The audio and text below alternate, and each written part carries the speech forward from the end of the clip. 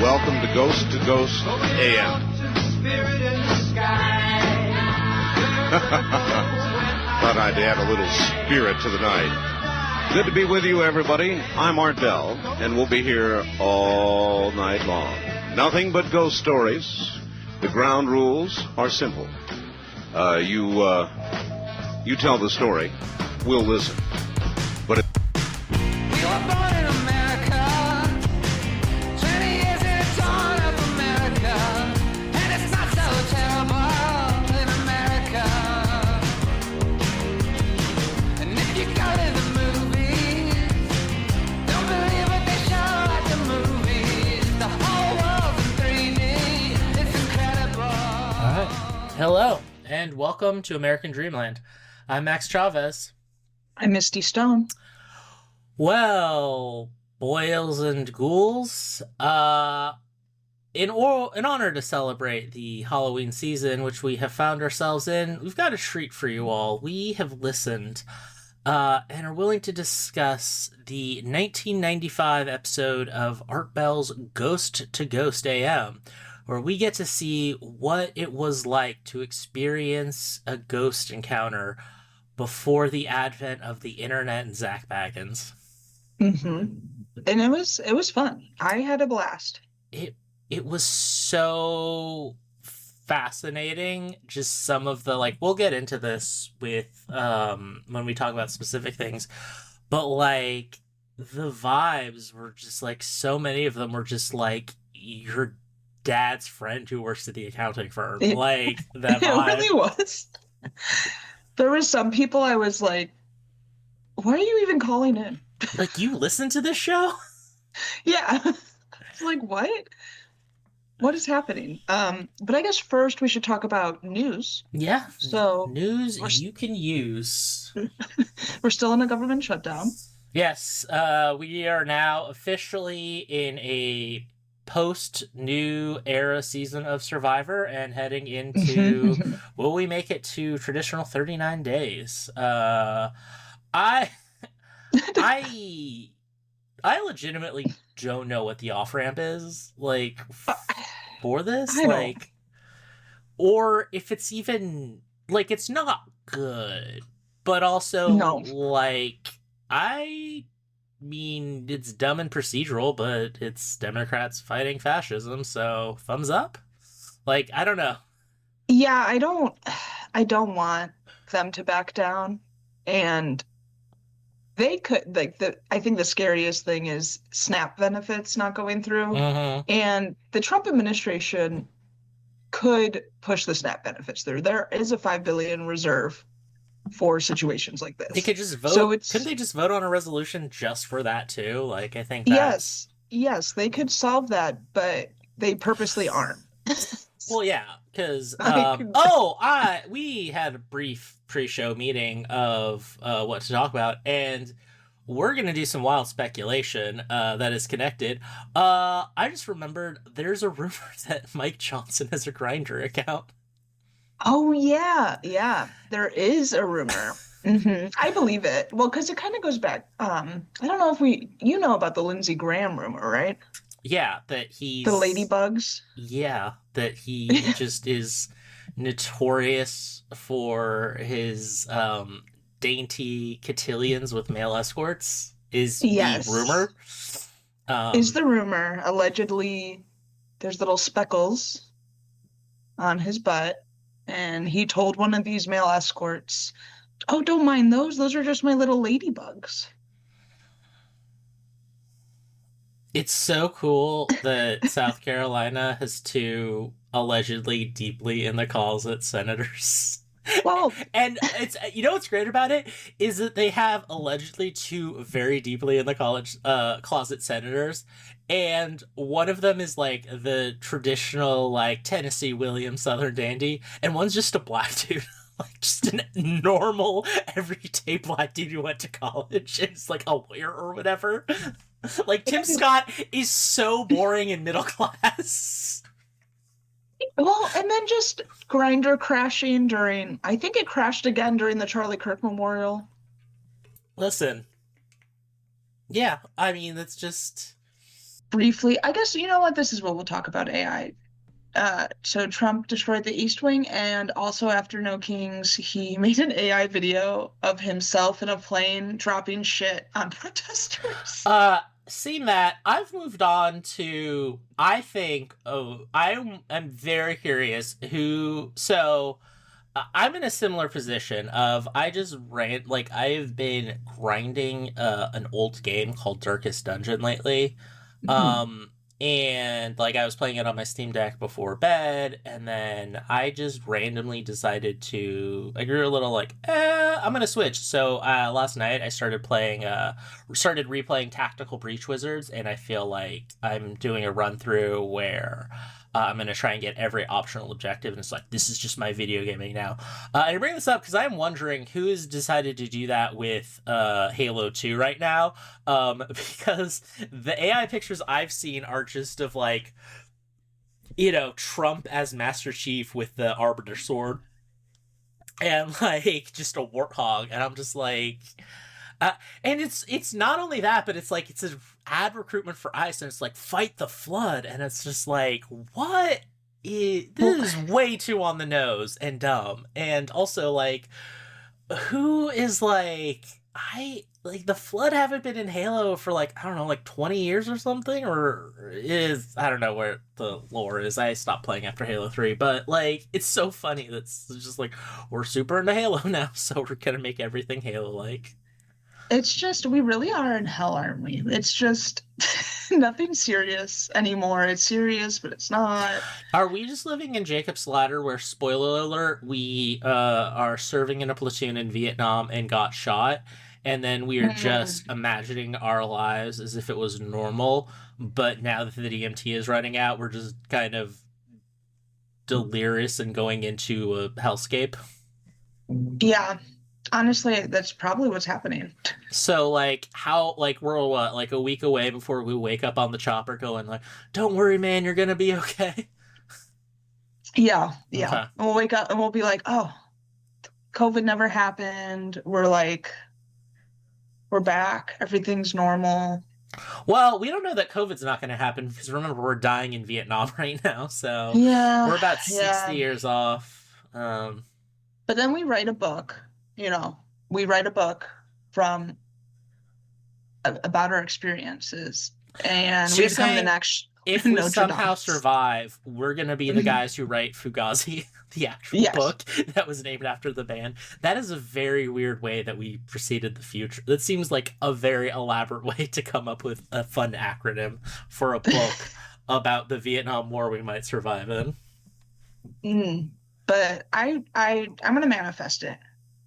I don't want to die in Vietnam. Well, we're not gonna die. We're gonna survive, and then we're gonna become rich off the book we write. I don't know if that guy made that much money, and also you only need one person to write a book. So listen, if you survive, then that means I'm the figment of the imagination. So it's pretty much equal for me, and I'm the fat guy who, like, I'm the guy who dies in the Vietnam movie either to teach a lesson about the stakes, or I'm the pretty boy college officer who there's an accident in the field, and then the actual, like, the sergeant who is like a completely battle scarred, and Dolph Lundgren's character from Universal Soldier. I really should have said Animal Mother from Full Metal Jacket. Nope, gonna go with the Dolph Lundgren one. Dolph Lundgren's character from Universal Soldier is now in charge of the platoon. Yeah. So, I mean, I guess that wraps up the news. It's all right. We have a government shutdown. Yeah, we have a government shutdown. Cool. We're struggling. It's not fun here in the States. Things suck. It's rough. We only feel we will make better jokes about Mike Johnson once we actually research the Grindr stuff, instead of like seeing allusions on Twitter and like a Reddit post that I didn't read. That was just a picture of Mike Johnson, and then like the standard like screenshot of like a Grindr post or conversation or whatever. And I'll be in DC next week for work, so I'll have some boots on the ground reporting for all y'all in our next episode. Do you know where you're staying in DC? I'm in like downtown DC. Okay. Is that like a fun thing we could do for the project is, or for the podcast is we could take like pretend like we're making me a Grindr profile because I am attractive to a certain type of gay man who is a fan of the bear archetype. So you could catfish as me and just see like Oh, I there. should. You could make a Grindr account and then just Oh, I definitely should make a Grindr account and see what pops up when I'm in DC. I'll do that and I'll report. We'll see what happens. Here's the thing, though. You know where the funniest responses are going to come from? Is not Grindr. Well, true. It's I don't know which one it is. I believe it is Sniffies is probably where you'll get some real action. The problem is that you have to is there. I know Grindr is like kind of gives away your location, but like I feel like there's one, and I think it's Sniffies, where it is literally just like it's not like, oh, they're X feet away. It's like, no, this is their address. And here's the key code to enter their apartment, type thing. Yeah, let's not do that. I don't want to meet any of those people. But you know, I'll report. I'll see what's going on. Maybe I'll have some pictures. Maybe we'll find a way to share some photos like Art did.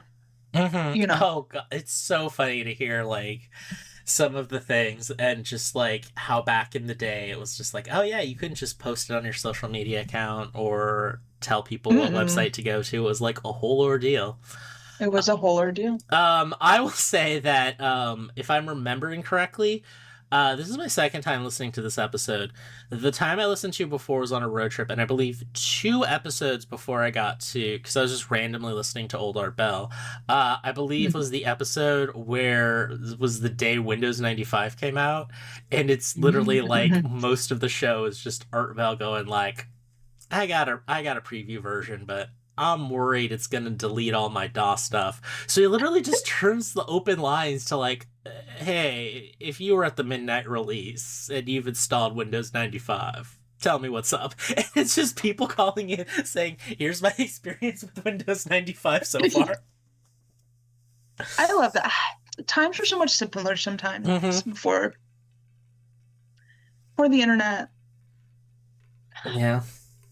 Take me back. I was born in 1995, so I was a month old when this episode aired. Yeah. About a little more than a month old. I was 5. Yeah. That was... I believe... Ooh.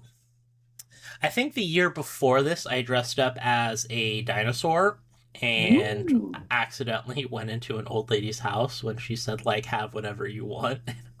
When she meant from the candy bowl, and I was dumb and 4, and I just went in and sat on her couch. You're like, I want the house. Kind of. And then I think I was a Power Ranger the year that this came out. What kind of power? What color? Which one? I was a loser as a poser. I was the Red Ranger. Whereas in my heart, clearly, I am a Billy Cranston. Because I was bullied and a lot of homophobic slurs were yelled at me. Oh. Well, so Ghost to Ghost. Ghost to Ghost. No, we have to talk about the behind-the-scenes drama of the children's show from 1996. God damn it. Ghost to Ghost, it was a special episode. I didn't see it. They still do it, but it's a special episode that would air every Halloween. They stopped doing it, from my understanding, last year. Because Art Bell retired a few times. But one of the things is he had a partial contract, or had when he quote unquote retired for Nori. He's still a part-time host. He would usually do like once a month on the weekend and then a few special episodes. And in his contract, it was to host Ghost to Ghost until like I think he did until like 2008 or 2009. And then I guess Nori took it over after that, and then I guess they stopped doing it because in order for Ghost to Ghost to work, you can't just have regular callers and plants. And as we all know, uh, it's really a good skill to be able to participate in a conversation on the radio. Mind you, I'm not saying you have to be a good conversationalist. I'm just saying you have to not slur your words. And are we doing the fun route where we're just making fun of his like hopeless alcoholism, or are we like still treading lightly because there's a very decent chance it is like he's got the Brandon brain disease, because he's just like a 75-year-old man who like he's 75-year-old with years of alcoholism listen. in his belt. I don't know if he actually has alcoholism. I will say, like, as someone who had to basically go like 2 days with like no sleep, and also recently, and then just like how fucked up my everything got when I was like working till 3 a.m. in college. Like, that man could never touch a drop of alcohol, and just 40 years of doing the night shift would fuck you up. True, yes, it does. Yeah, I also worked till 2 or 3 a.m. in college, and in grad school I was definitely on a night schedule, and it takes a toll. That being said, he absolutely has gone through. He's had his adventures. I don't think a man without a drinking problem thinks I should open up a theme restaurant in St. Louis, Missouri, about a like British explorer going through the Far East in the 1920s, which was an actual theme restaurant George Norrie opened. It was like Colonel Ottomans or something. Yeah. Well, I mean, before we dive into some of the stories we heard, Max, do you have a ghost story? Do you believe in ghosts? I want to believe in ghosts. I really do. I don't know why. I think it's not hard to pick up my vibe that I'm like, I don't know. I'm not like an anti-theist. I was an edgy Reddit lord and I've read Christopher Hitchens and used to think Sam Harris was defendable, etc., etc. But I don't know. Like, I still say I'm an atheist, not so much because it's like have a strong like commitment to like this is the only thing. I don't feel I have the whimsy or spirituality to be an agnostic, or like the like Stephen Jay Gould, like I'm firmly committed because I don't like, I'm just like I don't care. So that's kind of, but like I don't care, but I am working from the premise there's nothing. So I just kind of, yeah, I'm an atheist, whatever. Like, but it's much like it's less about like I want to be proven wrong. Like, I don't know, I probably would like to be proven wrong. I would not mind some form of an afterlife, probably, but I don't know. I think it's like, I don't know. It's just I feel like I would say after Sasquatch, ghosts are probably the thing I want to be real most. I don't know why. I vibe with it. I vibe with just like, maybe because I'm a history nerd, it's like, you can't forget what you did. I got unfinished business. Yeah, I do. I feel the same way. I've always been agnostic, but I want them to be real. You know, I have so much fun ghost hunting, especially in New Orleans, and I want to believe. I want to believe that ghost was dancing to Biggie on the Connect. Have you told that story on the podcast? Yeah, I have. Okay. I think I told it like an episode or two ago, but yeah. I want to believe that the ghosts are sitting there listening to Biggie while dancing, and we can see them on the Xbox Connect. But I don't think, in retrospect, any experience I've had with a ghost, I was a child and just scared. Like, one time I thought, my friend just reminded me, where when I was a kid, it was snowing, and I thought I saw a figure in the snow. And we went to the movies, and his dad, who was suffering from alcohol-induced religious psychosis, I was telling him about this, and he was like, "Oh, Morgan, You saw a demon. That's what you saw. And I'm like 12, so I was like, oh. But in hindsight, I think it was just my kid brain and the snow.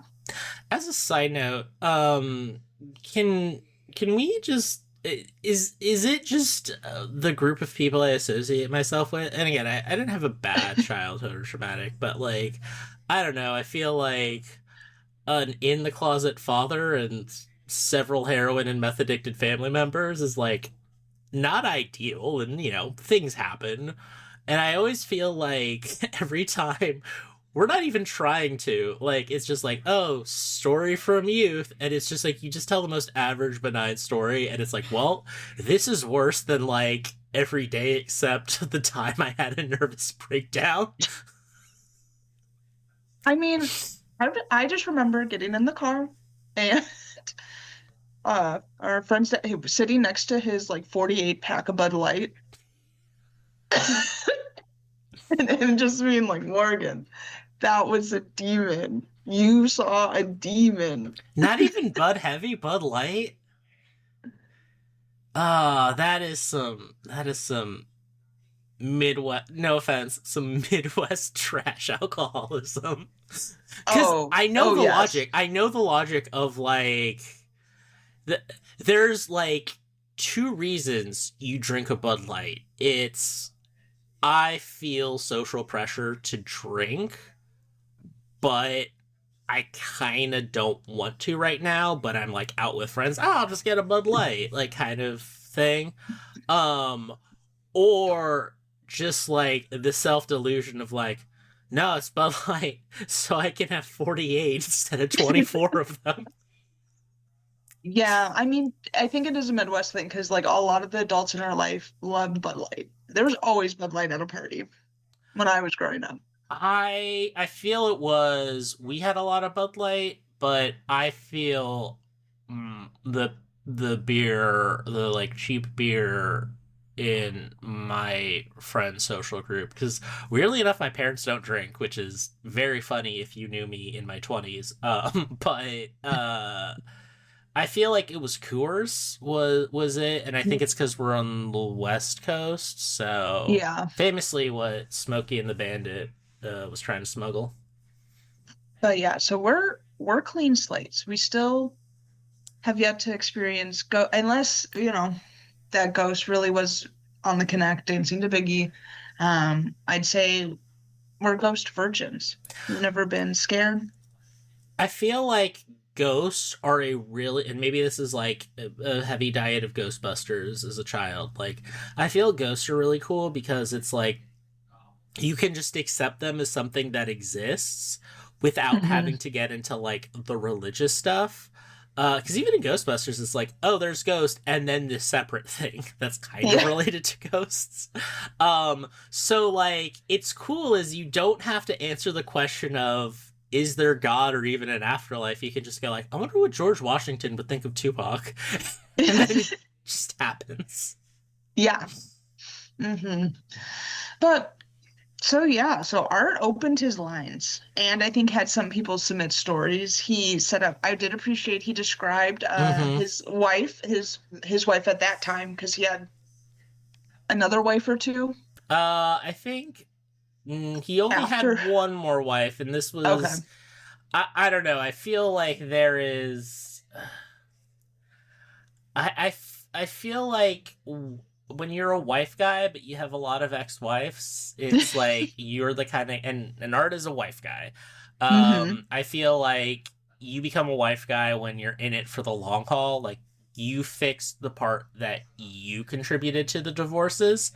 And it did kind of end sadly. It was not a divorce, so. Yeah, true. But and he is a wife guy. He was so happy that she decorated the room with candles, and there's a specific candle in the shape of a hand that melted into red wax that he was super excited about. Also, in the beginning of the episode, he mentioned that he's worried about us heading towards a big change that he calls the quickening. He wrote a book about it. Oh, this is as someone who, like, I don't know if you have this experience, but like, when you get into a franchise, like, Mhm. very deep into it, like, if you became, like, a Star Trek fan in, like, Mhm. 20, like, after they canceled Enterprise, but before the movies came out, and you're just like, oh, I'm just gonna randomly watch whatever's on. Like, you're super into it, like, you're watching it every day, but, like, just what they show on, like, syndication or whatever, like, you see it in a very awkward, so you, like, know, like, oh, I know what happens with the Borg. I guess I'll see the Borg episode. So, like, looking back and, like, knowing Art's entire history with Coast to Coast and, like, when he was at the height of his thing, his publishing, it's very funny to hear him drop little hints of, like, there's a quickening happening. It's like, it's the book you wrote that they based The Day After Tomorrow on. So, was he right? Do we think did The Day After Tomorrow happen? It's been a long time since I saw The Day After Tomorrow, but I guess we're kind of going into the opposite of that weather change. I mean, like, I don't know. I can be a downer and say, like, 9/11. Everyone always, like, uses, like, these, before, but, like, there are, like, like, honestly, legitimately, at least in American history, like, I know people say the Kennedy assassination, but I feel that was more, like, emotional rather than, like, a fundamental change in the country per se. Like, the only other thing I can think of is, like, this country is fundamentally different now is, like, Fort Sumter and 9/11. Like, Yeah. because you can't have a civil war and not be a different country, really. True. And, there's all that, like, the failed Second American Revolution, blah, blah, blah. Mhm. And then, yeah, obviously, like, like, I don't know if you're really old enough to conceive, but it is, like, it is fundamentally, like, even, like, Trump and COVID, kind of, like, there was enough of normal life, or, like, we had time to adapt, because, like, there was a kind of staggeredness with the lockdown, and then it's like everyone kind of reached a point different, like, oh, this is life now, like, in lockdown. Like, Yeah. I think I made it decently far before I was like, oh, this is reality. And whereas, like, everyone, like, the second they heard, they were like, oh, things are different now. Like, Yeah. Yeah, I think I vaguely, because I was about 5. I was 5 or 6. I was 6. So I don't I don't think I conceptualized the change as a child, but I did feel it. I was like, oh, the news is on all the time now. I was learning all kinds of stuff about murder and all the Taliban. I mean, like, with me, it's like my mom did the very, like, standard, like, 90s thing of, like, okay, it's time to get up, blah, blah, blah, like, all of those things. But, like, I remember, like, I just was, like, she woke me up, like, basically as soon as we found out about, probably pretty soon after she found out, she just, like, went to my room and, like, said, like, there's been a terrorist attack in New York. And I'm like, what? like, and that's, like, the only time, like, my family has just, like, straight out just, like, you need to know this right away. Everything else has been like, hey, can we talk? Or, like, something's happening. Yeah. It's like, just, like, first thought, things are different now. Yeah, I was at school because I was in Ohio, so I was already at school when it happened, and my parents came. They shut down. We went. I got picked up. We all got picked up, and I don't know if we were off the next. I don't remember, but you could definitely feel the shift, for sure. How weird was it? Because, like, friend of the pod, Will Kraft and I, his partner is from Massachusetts and about our age. And I forget how, but we were just talking one time, and, like, Will and I were just like, yeah, this is what school was like. And she was just like, wait, you guys went to school? We're like, yeah. Because she's in Massachusetts. She's like, no, we went home. They closed everything. Yeah. It's like, oh, okay. And yeah. She's like, I was in rural Massachusetts. You guys were in a major city. And we're like, yeah. Yeah, like I was in a suburb of Cleveland, and they were like, well, and one of the what flight was it that crashed in Pennsylvania, flew over our 93. house. Yeah, my dad saw it. He was like, that flight's pretty low. Oh because man. we were like in the air, like we live close to the airspace. So it was a time. I mean, I was sick, so I don't think I was like, oh, I get to go home and watch like Courage and SpongeBob, and I was happy. Shout out to Cartoon Network for being Oh the only yeah. station that was airing stuff. I still remember like that I was gonna watch it anyway, but like I was so excited for Dragon Ball Z because like there's nothing else. Everyone was like, you should watch the news. Yeah, I think I was like, you know what? I just want to watch my cartoons, relax. It wasn't really hitting 6-year-old Misty. Mm-hmm. But, maybe in a way art was right. So back to Ghost to Ghost. The only ground rules really was that it had to be serious stories. Mm-hmm. And I'd say I think everyone's genuine. They believed in their stories. Some of them a little boring. I do feel there is I don't know. I feel like people respected art. Like I'll come in Hmm. with my joke call later. This is a night for seriousness. You did a very good job about like organizing this. I just kind of like passively listened to all of this. I just have to say this because there's really only like one specific thing I want to talk about. What the fuck was the deal with the Ouija board? Like, Oh, I went into a deep dive. So one of the big themes this episode was art has this Ouija board. I think he teased at the time, he teased that he was going to talk about the Ouija board story. going back to And the Windows 95 episode, he also, like, I only mention this because I do remember hearing a lot of episodes from, like, a very long period of time where he is just like, fuck Ouija boards. yeah, and he teased it and he said, "Oh, I'll talk about it. I'll talk about it." And he never did. We never got the full, and it's too late now. Rest in peace, art. But he never shared the full Ouija board story. What everyone could cobble together from all the episodes is that a witch called him one night Yes. on his show. Mm-hmm. When it was And still local, I think it was before it was syndicated, so he was just a Vegas yeah, radio host. yes, and she claimed to be a witch. I think she like told him all these things that were going to happen. It sent him a Ouija board, and him and his wife played with it, and then something happened that came true, and it freaked him out. But we don't really know. Yeah, there's some. It's so weird. It's like I briefly thought like there was been a couple specific tragedies in Art Bell's life, but one, they're very personal, and he has talked about them on the radio, which was like weird that he would talk about that and not the Ouija board. And like this happened Yeah, like 15 years before those documented things happened. So it's like I don't. It's yeah, just it's so. Like everything else is like he is, he's very like he'll even when you do something he tells you not to do if it's not FCC mandated, he'll be like we've talked about like and just on their episode maybe that might not be entirely true, but he was like very allegedly very anti 9/11 conspiracy theories. Like he did not want to entertain that at all. It was like, oh, tragedy, like total standard Bush era Republican there. But like I even in the John Lear episode, he's like, well, I don't agree with you. But he's like, okay, say what you gotta say. Like whereas this, hmm, he's just like a flat, like, you're an idiot and I'm never talking. Like, and yeah, I can't think of anything else where he's like similar to that. Even when he's like getting personally attacked and slandered.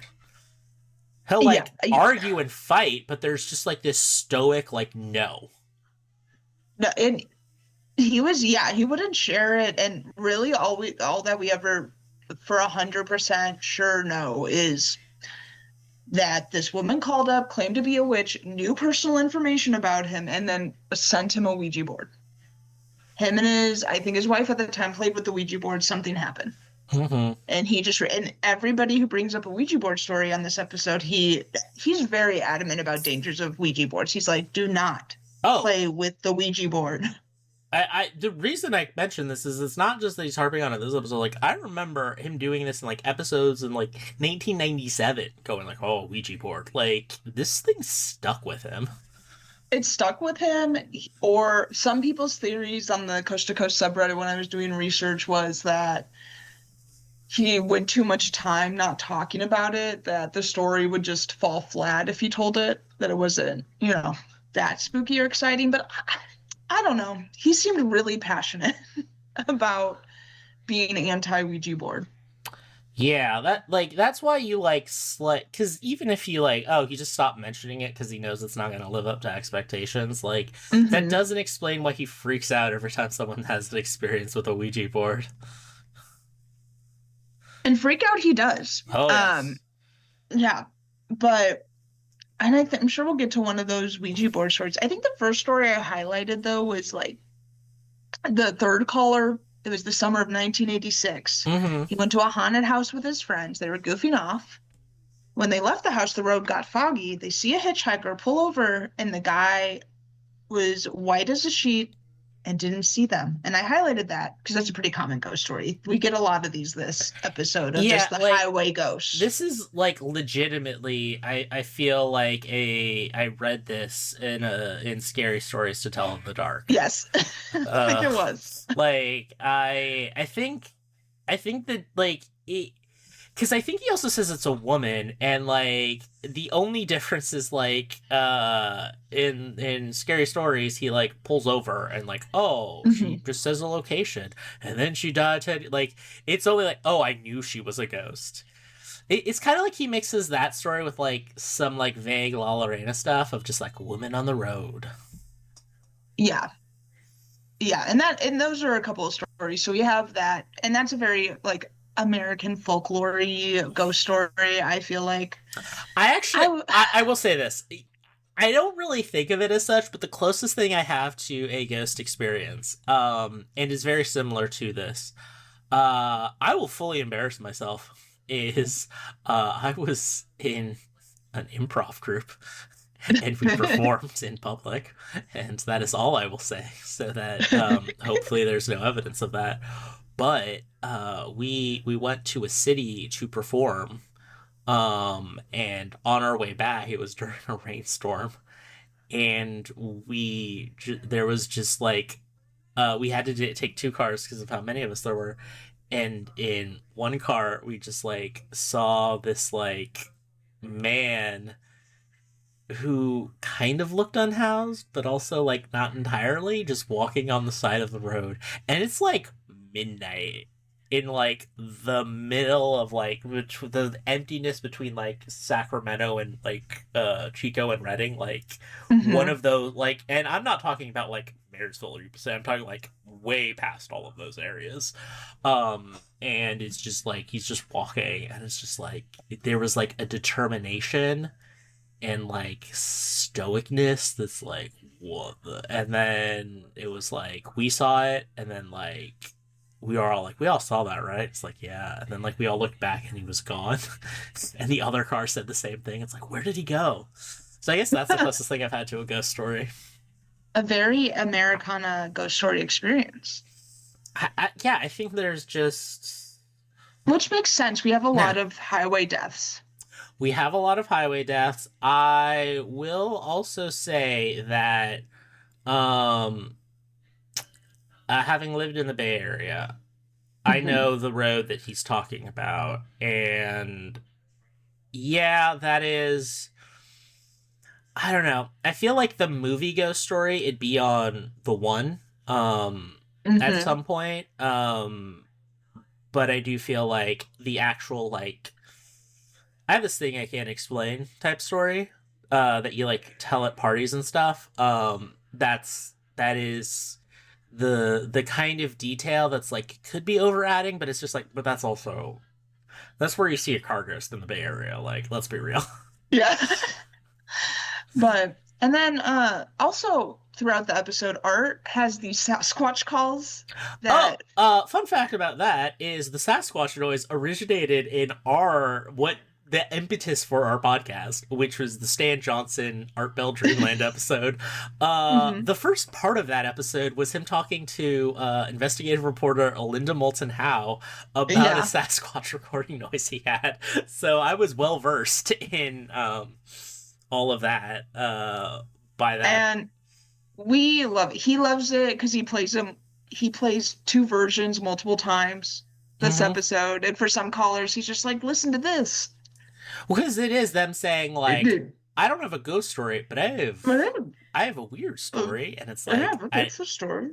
It's like, I feel like the only reason they don't call it Sasquatch stories is like Sasquatch stories have like, we have explicitly saw a monster. Whereas like this was more ghost in the sense like, I didn't see anything, but it was like a vibe. And I heard or sensed things. Right. So, and then they're just like, yeah, I was camping. And there was Sasquatch. It's just like, was it like this? It's like, art, it sounded exactly like it. Really like And it's always so, or it's either like, Art is kind of doing it a little bit as a joke, and it is just entirely earnest responses of Art. That is exactly what it sounds like. Or the pitch was a little different. It was actually, and then it's like the difference between a bear and a lion. It's like, they're just a roar, but like, I guess there are differences. And we love it. He was having the time of his life. It was great. And then, let's go to caller 5. So I thought this was interesting because Art has a photograph. I am looking at the photograph right now. And yeah, I had to use the Wayback Machine. I don't know. I will have to say I don't know for 100% sure if this is the photograph, but this is what, in my research, this is the photograph I could find. So this caller calls in about he was smoking with his friends, and he said the smoke turned into the shape of a face, and then that face smiled at him. And then Art's like, oh, I have a photograph of a ghost that looks like smoke. You can check it out on my website. And so it's just so awesome that it's just like how much just weird kismet there is around Coast to Coast, because it's not just like, well, you're talking about a ghost, I have a picture of a ghost. It's like, oh my god, I didn't know this was gonna happen. My ghost picture is like smoke, and you're telling a smoke and ghost story. It's so great. It's awesome. And it is really smoky. It's not on the this isn't, I don't see a face. Do you, Max? Do you see a face in this smoke ghost? I don't. I am going to be honest, and this is maybe my unique upbringing of I know too much about technical filmmaking and having smokers in families. Like, I'm really trying to look, and I can kind of see a person. This is just like a really luckily timed, like, just fucking around on like a disposable camera while you're like smoking a cig, and it's like super close to the face, but you just happen to cut everything out. Like it just looks too much like smoke to me, if I'm being honest. Yeah, it does look a lot like smoke. It apparently came from Spectrum Scanning. And there's a number attached on the photo. So I feel that this is just like that's just how, because like, I don't know, like scanners used to be expensive, so I think that's just how you caught pictures on the internet, is you would just call a service and be like, put this on the internet. Yeah. Like, I totally see someone sending Art this picture, he's like, it has to go on my website, and then that's just the watermark that for the service he used, because he didn't want to pay for an industrial scanner. And apparently the photo was taken April 12th, 1994. Is the date we have. But yeah, it came from artbell.com/image/ghost. Yeah. So Art seems to have a lot of evidence. And then I guess we'll move on. I also highlighted caller 7. So they called, they talk about a story in Yosemite. They were using a Ouija board. Yeah. And they communicated with something negative. It was strong, very intelligent. It told them to turn the lights off and light a candle. And in the back corner of the room, a light started to form and light the whole room up. The room got cold suddenly. They had to pray to make the entity go away. And I guess negative spirits often ask if they can come in. And you should always tell it no, since it wants to come into you. It doesn't want to come into you. Yeah, it wants to come into you. It doesn't want to come in just to your house. And again, this sent Art into a very passionate rant about the dangers of the Ouija board. Are you familiar with and this was a reoccurring bit on Chapo Trap House that I am just trusting them that it's over because I don't actually want to look at the original material, but of conservative Catholic commentator Rod Dreher, who had a series of blog postings about how a friend of his wife was having to see an exorcist because her grandfather Mason stonemason grandfather cursed the family, and like she like he it's like he says he could tell she was possessed because she like just screamed at reliquaries or like just like absolutely just deranged stuff. And I'm just thinking of like, and obviously like that is a okay, what problem are they not talking about in their marriage type deal? But this is like, I wonder if like Art Bell had like the genuine version of just like, listen, someone in the family had to have an exorcist called on them, okay? And that's why, despite some of the things that came out, I always gave credit to the Warrens because there are ghosts out there. I mean, this leads great into the next caller I highlighted. He had a guy come over to see if his wife had been married before. Mm-hmm. So I think he was investigating for this guy. So he has to tell this guy that his wife had been married previously, and she's actually never got a divorce from that guy.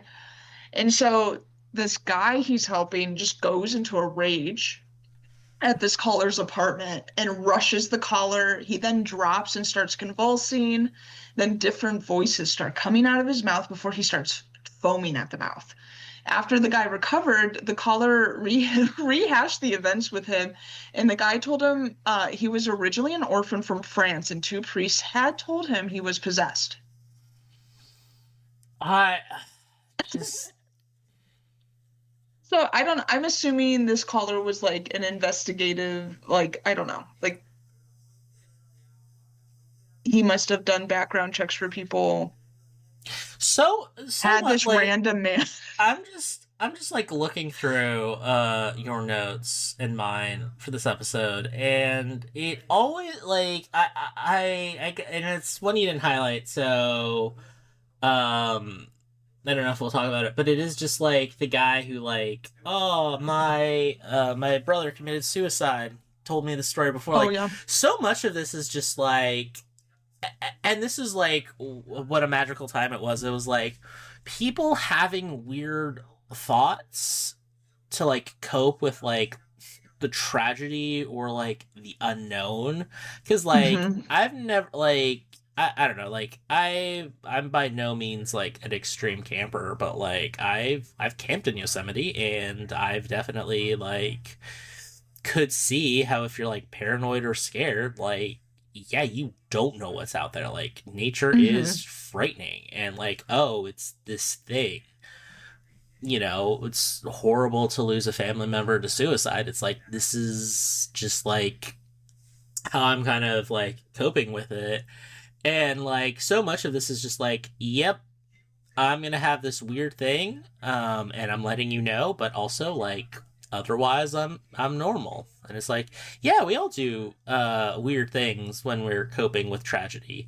Some better than others. And it's refreshing to be like to have this verge of like, yeah, bad thing happened, felt like it was a demon, and I reaffirmed my faith as a totally mainline, boring American Protestant, not some deranged QAnon, like, just, like, I'm gonna become American jihadist, type thing. It's just like, yeah, now I just, go to church more and hug my kids a little harder. It's like, okay, that's cool. Like, I'm glad.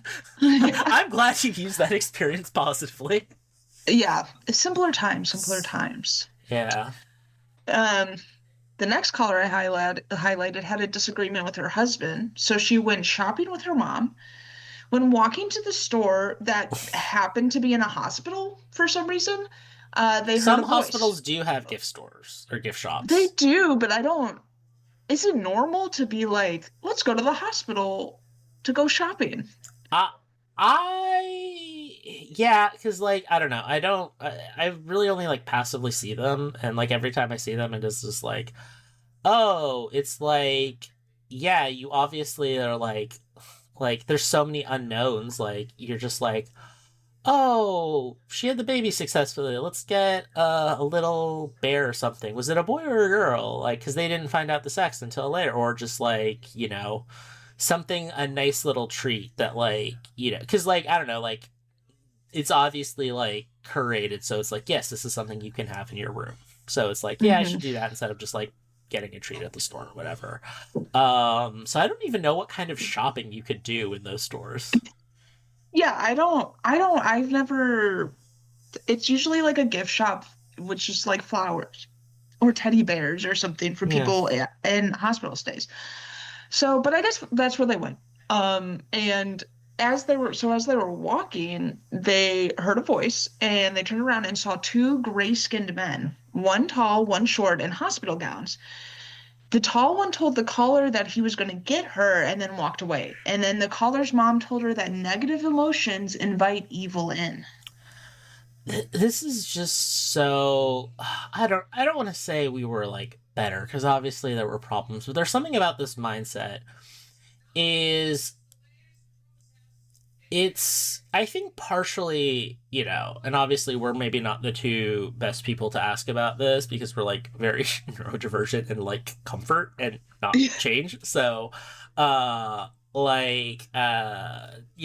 caveat, but like, I do feel that like I have been given just enough opportunity to kind of know certain things so I can like slightly comprehend them, like not that I handle it well, but like I can have more of an idea. And I'm thinking of like one time there was a kid in the neighborhood and his family was, I don't want to say super well off, but they were like okay. And so we obviously liked playing at his house because he had the cooler toys.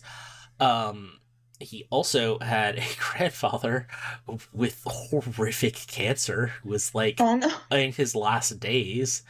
And I just like remember one time, like I was like, we were just playing Nintendo or whatever. It's like, oh, it's late, I gotta go home. And I just wasn't paying attention and I opened the wrong door and it's just like the nurse like taking care of this man in hospice. And I'm like 8 and I'm just like, oh, okay. But like I knew enough about like medical stuff and whatever and like home care where it's like, oh, I get what this is. But like I could totally see just like, I was 8, it was a friend's sleepover, and I heard this like monstrous noise and it's just like, oh, it was this horrific thing. And then his grandfather died the next day. And it's like, yeah, I can see you not having context being terrified by that. And like, I'm sorry, like, it's not weird to see like just emaciated, gray-skinned people in hospital robes in a hospital. Like, True. this is in no way a criticism of like, I have a lot to criticize about the hospital system. It's not about the workers or like being able to keep control of everything. It's like, it's not that hard to just like wander about if there's no one directly watching you. So like, I don't think it's a common occurrence, but I'm not surprised like a patient just got out and was just like screaming. And Yeah. you don't think about that. That's not your experience in a hospital, so like you're just gonna be like, he was trying to tell me something. And it was definitely the fight with my husband Mm-hmm. that caused this man to tell me he's gonna get me.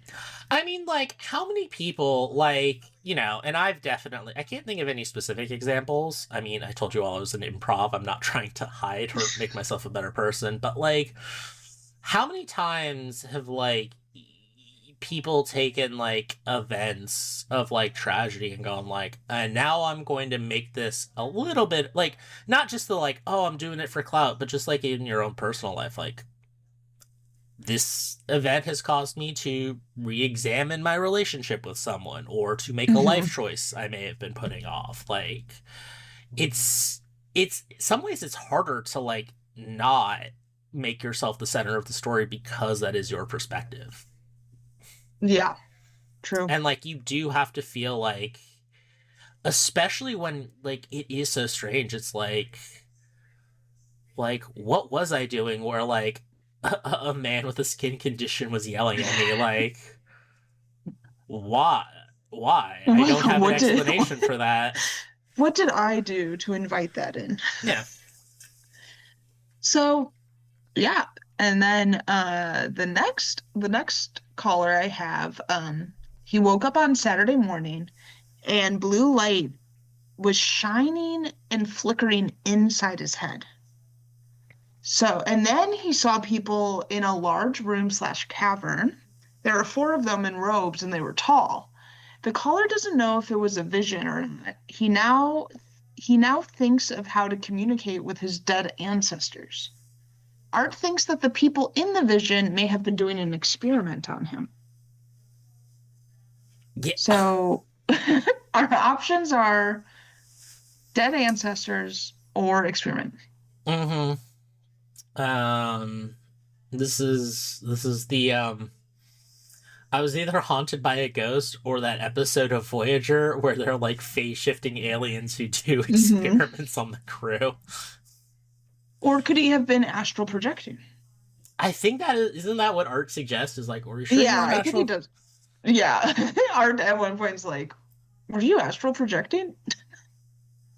I love just Art Bell's like just the weird way his like open mindedness is like kind of warped because he's just like, I don't know if there's a god, but I know that there's an afterlife because I have some kind of proof.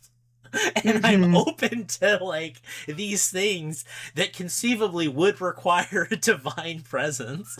But like there's so many times he's like, it's not just like, I think there's something, but I don't know the specifics of the afterlife. He is just straight up agnostic. Like, I have no idea if there's a god or not.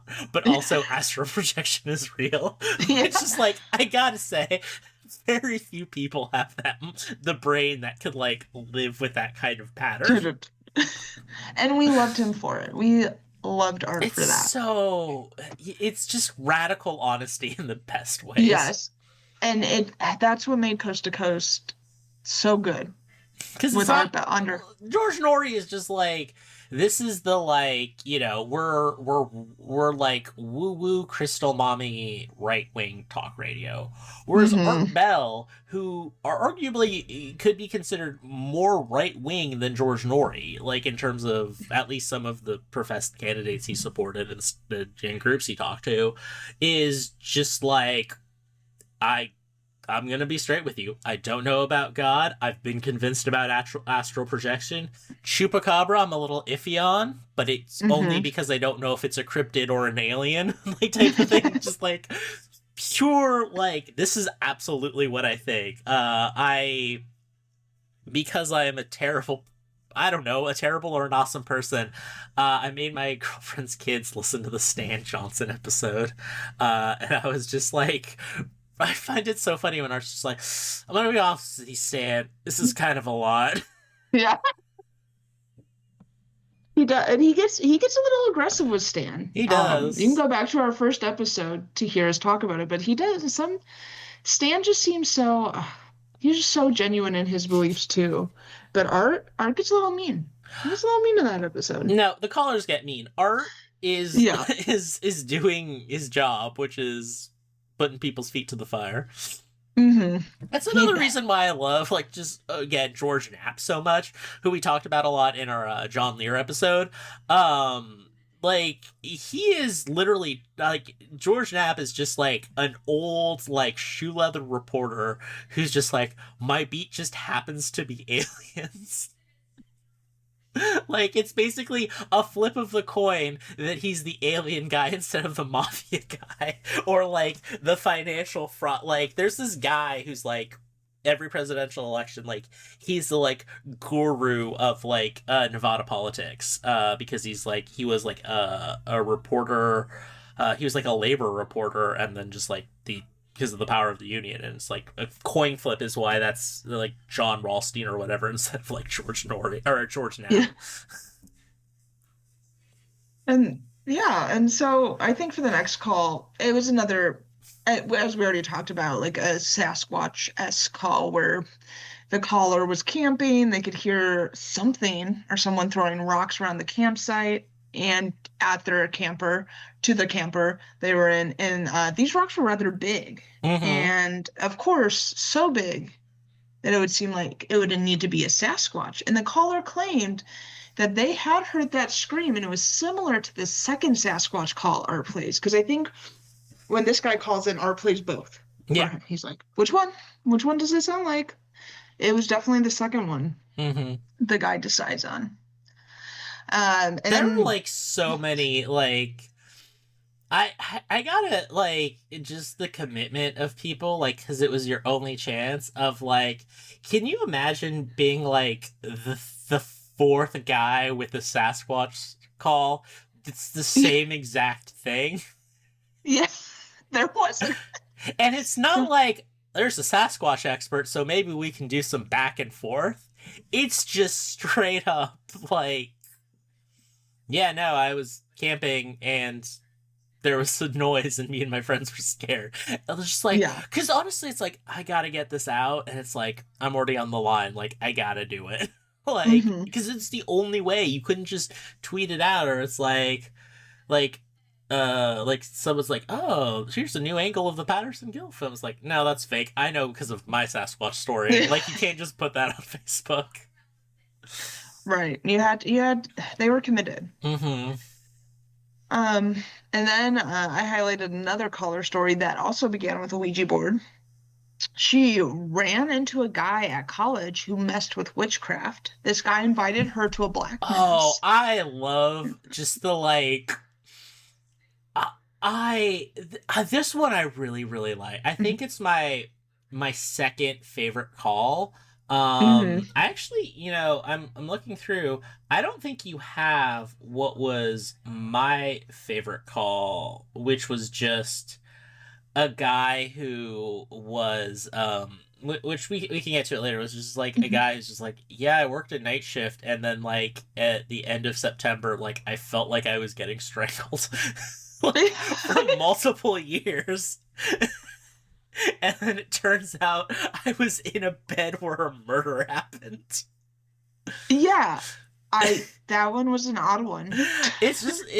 But like, this is like kind of like, this is an even better thing because it is just so much like, I don't know, like, I know we said like, oh, people took it seriously. Like, this sounds too much like that video they would like play in church after giving you a lecture of why Dungeons and Dragons was the devil's work, of like, and here's all the satanic cults actually happening.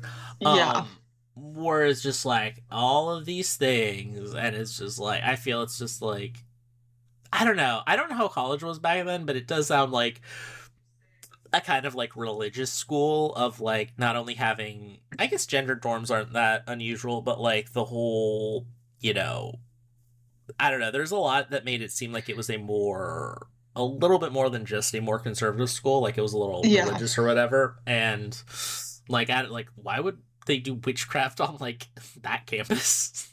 Because this guy, invited her to a black mass, but she was too afraid that she wouldn't make it back to her dorm before curfew. And if there was a lot of colleges back then, because I think she said the story took place maybe in the 60s. So yeah, I mean, like, they have curfew and dorms and stuff. And you'd get locked out back then. Like, you wouldn't be able to get into your dorm for the night. I think you could probably potentially face consequences too if you weren't. So she doesn't go. She goes to bed, but then the fire alarm goes off that night, and as she, as they all evacuate, she sees her friends, and she runs up to them, and they had gone to the mass, and they looked white as a sheet, she said.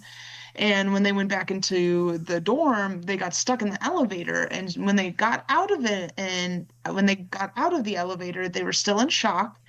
And then her friends were picked up by their parents, and the caller never saw them again. Mm-hmm. Unfortunately, she runs out of time on her call because Art was going up against like an ad block. I don't And know which I don't. version you listened to, but I know the link I sent because that's what I listened to. Mhm. Oh God, I love those weird Art Bell commercials. Yeah. When you get it's Chef's Kiss when you get a stream of him just going like, "Let me tell you about how to deliver flowers on Mother's Day." It's like it's I don't know. I listen to way too much talk radio now. When I'm in the car, and it's like, oh my God, it's like the ads are this but worse. Like, and it's just like there's just such a conviction to his belief in the product. There is. Hmm. But yeah, and he's really serious about his ad breaks. So unfortunately, she ran out of time. So all we got to know is that the person they knew from that night was found dead a few days later. We don't get much detail because unfortunately, ad break comes. Art's pretty serious about his ad breaks. So that's all we know Yeah, for ooh, that one. just the witchcraft and stuff like that. Because why else would two teenage girls look white and horrified after a party during their college years? Yeah. Can only be evil witchcraft that would scar Hmm. them and cause them to have their parents pick them up and go like, I can't handle college anymore, please take me home. Yes, and Only cause witch another person to die. because there's absolutely a dead body and they were absolutely Yeah. related. I think, and then maybe this call that I highlighted next. Maybe Oh, this the is my next one, favorite. oh my God, like this was so is this even a ghost story? It's just like, man, I'm really a shitty person. My dad would not be happy with me. I'm gonna try and do better because I'm gonna be a father soon. It was this man out at a bar when he wasn't supposed to be out at a bar because he had a pregnant wife at Mm-hmm. home. So he was supposed to be there. And He felt I hate doing this conjecture about other people's lives, but like I hate that I'm like conjecturing the type of thing from like someone who didn't really do anything that bad like 40 years ago or whatever. But it's just like the vibe of him saying like, "Oh, I wasn't supposed to be at a bar," is less of I agreed that I should stop drinking while my wife cannot drink, like out of Mhm. fairness.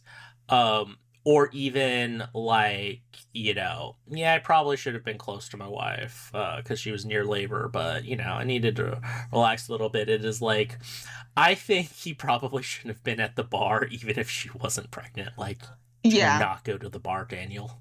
Do not go. I think our boy was banned from the bar. I, I think the bar loved him some Mhm. of the time at least. I think it's the other. I think it's like the missus was like, you Yeah. cannot spend $100 at the bar every week.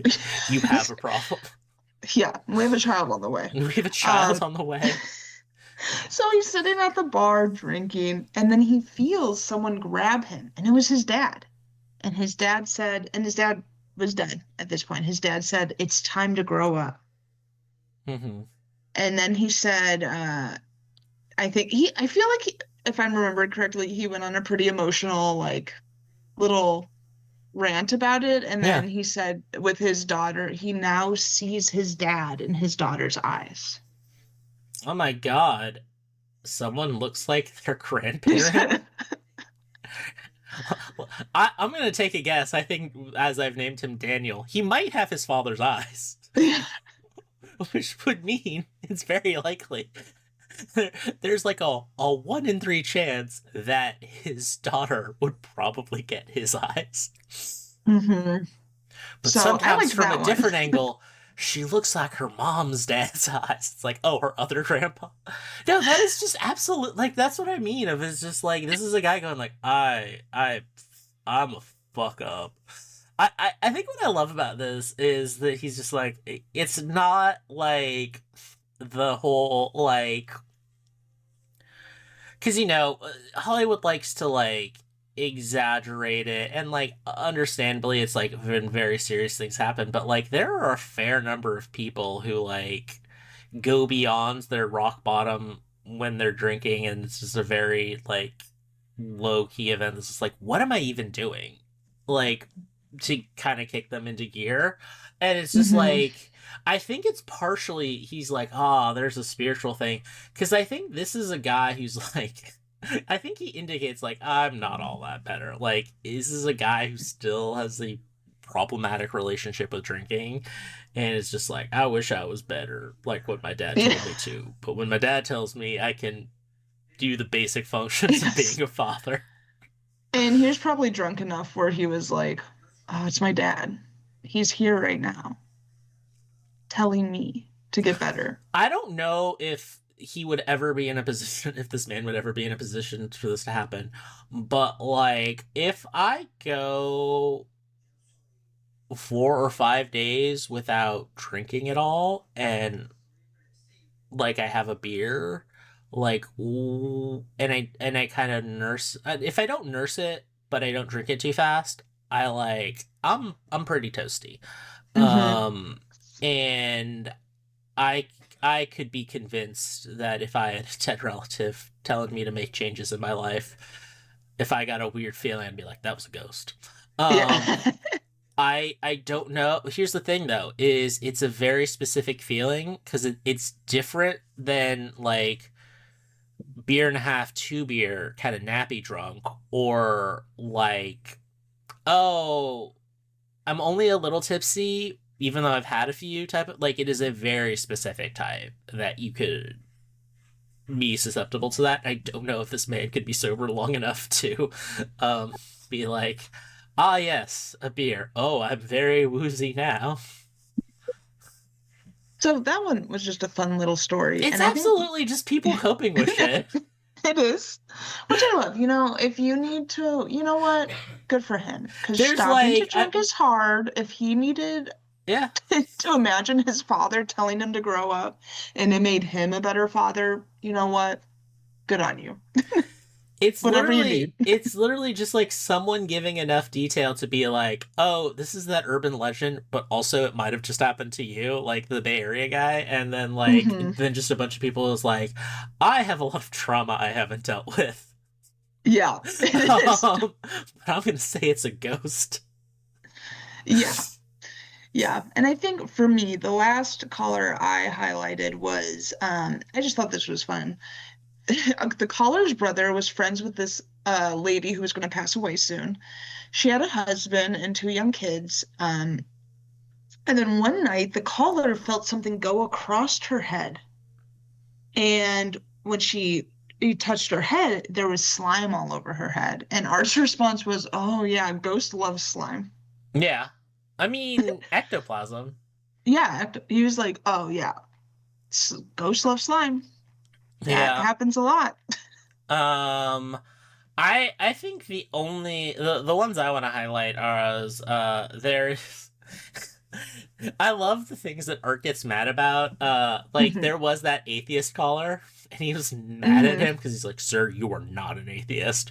But he's just like, "Yeah, I don't know. Something weird happens. I don't know." It's like, "Nope, you believe in something now." It's like, I guess I don't know. Which is also just so funny because of, like, how, even though he tolerated it and, like, probably believed in some of it, I don't know, maybe it's just the vibe, but, like, Art was not a woo-woo guy and not religious, so, like, I don't know, like, maybe it's just because of, like, how I kind of approach things, like, I don't know, like, I definitely feel like Art, even though I said, like, I am an atheist and start from the position of nothingness, like, I feel, I don't know, even with all of his belief in woo and spiritualism, like, Art Bell's probably closer to me in, like, theological beliefs than, like, you know, Baptist or whatever. But so it's just very funny. It's like, you sir are not an atheist. And it's like, okay. He's very passionate about it. Which is, like, weird, but, like, yeah, I guess Art Bell is, I guess it's the scenario, like, he doesn't seem inherently combative of atheists. It just seems like, because of what he's talking about, if someone starts off with like, well, I'm an atheist, it's like Art Bell's like, well, I have to combat you because you're challenging the premise. So there's that one. The one I don't know why. Every time I hear it, it always just sticks in my head, and that is the one about like the man who got an apartment building. Oh, I know, it wasn't a call, it was a fax.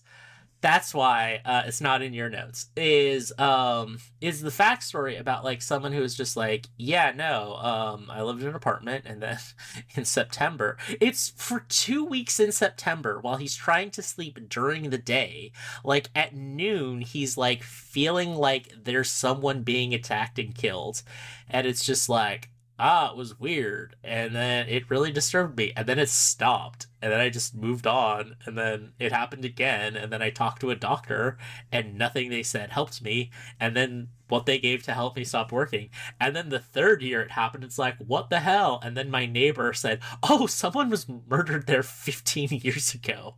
He's like, what? And it's like, I think what I love about it so much is like there is clearly like he's just like, yeah, something's like you're the only person who stayed more than like 3 months, like who's ever lived there. And it's like all of these things. And it's so funny that, like, I'm very curious about it, because, like, the way he sounds, it's like, this is an apartment that is a hellscape of, like, you must forever live in the torment of this poor woman's final moments. But, like, his description of it is just like, yeah, no, like, for a week, because I happened to sleep during the day, and she also was a night worker, so she was sleeping when she got murdered in the middle of the day.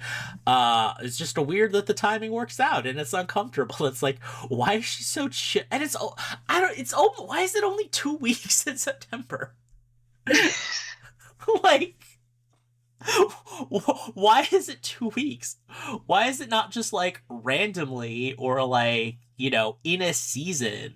Because it's so specific with the time. It's like, when the weather's the same as the day I was murdered, I have episodes. It's no. Yeah. I'm just. I don't know.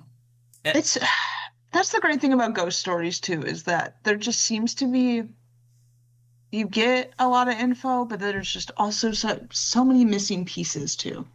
Well, that's the thing, is like I definitely veer more towards like when I'm watching a movie, it's like, wait, and I'm not like, oh, science isn't like that. Like I usually try and start with the premise of the internal logic of the movie. Like, if I'm gonna make a complaint about Ghostbusters, it's gonna be like, it's not gonna be, there's no such thing as ghosts. It's like, wait, I thought they established X, Y, and Z, and now they're doing, but like, I do feel like with ghosts, like, it's just people coping with stuff, so there's that. But it is also like, I think because, like, in like, The Witcher or Supernatural or whatever, like, you have to explain to a certain extent what ghosts are and how the mechanics of them work. And I think when we are telling ghost stories, it is just like, we're not going to get into the nitty gritty. We don't care about this stuff. Which then is, so like there's always this hanging, like, unexplained thing of like, but how do ghosts work? So I guess it's just like, it's so easy for a ghost story to just trail off, and it's like, I don't know, this thing happened. Isn't that weird? And it's like, yes, it is. And I have questions, but I know I'm not going to get all the answers I want, so just whatever. Yeah. Yeah. And, I think because, a lot and of then there's people just sometimes when it's like, why is it 2 weeks? Yeah. And then you're just like, there's just sometimes you get a detail and it's like, I can't, there's a detail, like, I would say for a normal person, like, you have your normal response to a ghost story, and then every, like, 12th or 13th to be spooky ghost story, you just hear some detail that, like, makes you have an emotional response of, like, either I fully connect and believe in this, or that is some bullshit. And it's kind of a coin flip of which one it's gonna be. It is. And I think for me, when people are telling stories that involved, like, a past loved one, I'm never gonna be like, I don't know if that was really your loved one. So I mean, we could this like their whole past life regression is a whole other thing. yeah, we should find someone to do past life regression Uh, for us. That'd be fun. Let's do it. okay. Here's the thing. I'm gonna be a dick, and I'm just gonna do Philip Seymour Hoffman's monologue from the end of The Master, where he's like, "We were in Paris, and it was being sieged, but we were responsible for the pigeons." Like, I'm just gonna tell that story. Or you think that's going to happen, and you're actually going to... I find out it actually was in the siege of... when Prussians sieged Paris in the 18th century. You were. Yeah. Maybe that's why you want to say it, because, you know, just like I was a little orphan with my little orphan brother going to Australia when Australia didn't exist. Oh, and that, yes. God, I remember that was... But that was a past life reading. Past life regression, we would be like... Yeah, I think we need to do a reading, because, like, we're just gonna... We're gonna lie. I'm worried. Yeah, I don't... Also, if I am genuinely Philip Seymour Hoffman in The Master, who is my just deranged alcoholic, maybe pedophilic, chronic masturbator friend? Who I'm just connected to for some reason, even though you don't provide me any services in my money-making con. I don't actually believe in the shit I'm spewing. Well, listen, I love that movie because I am a huge follower of Paul Thomas Anderson, but, like, I'm sorry, it is not There Will Be Blood. Or Phantom Thread. Like, I have obviously a fondness for his, like, 70s style stuff, but, like, even if we're doing the premise of his historicals, like, Phantom Thread and There Will Be Blood are so much better. Like, no shade on The Master, those two are just masterpieces. I think that's all our ghost stories for tonight. Mm-hmm. Our ghost stories where we talk about Mike Johnson on Grindr. I have read about the 20 teens work of Paul Thomas Anderson. Yes. Those are our personal ghost stories.